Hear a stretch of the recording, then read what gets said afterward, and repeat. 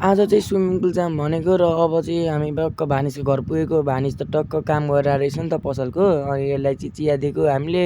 यो चाहिँ चिया नखाने र यसको एटिट्युड बढेको रे। ल ठिक छ मै खाइदिन्छु भनेर चिया चाहिँ मैले खाएँ। र अब हामी 3जना भाइ चाहिँ गइरहेको छौँ स्विमिङ पुलतिर होइन। अनि टक्क भित्ता नाग्दै हामी स्विमिङ पुलभित्र छिर्यौँ। अनि अङ्कलको गाली खायौँ। अब काम उस्तै गरिस् त गाली पनि खानु पऱ्यो। अनि केटाहरू यहाँ हल्का जुद्धो बसिरहेको थियो। हामीले अर्को पातलाई कुरेको थियौँ र अर्को हाम्रो साथी पनि आइदियो। अनि कति पैसा ल्याइस् देखा त भनेको 50 रुपियाँ ल्याएर रहेछ। यसलाई चाहिँ घर पठाइदिउँ हामीले। अनि म चाहिँ ठक्क छिरेँ, केटाहरू अघि छिरिसकेको थियो। यिनीहरूको टिकट पनि मैले काटिदिएँ र यहाँबाट चाहिँ म जम्प हान्छु है त मामा भन्यो भानिजले। ल हान्न त भानिज भनेको जम्प यसले चाहिँ हान्नु जम्प, अर्को चाहिँ हल्का हल्का डराइरहेको थियो र ठिक छ अर्कोले नि जम्प हानिदिरहेको। अनि अब चाहिँ टक्कसँग हामी 2 भाइ चाहिँ घर फर्क्यौँ। भानिज चाहिँ उतैबाट घर गयो र हामी 2 भाइ चाहिँ घर फर्क्यौँ।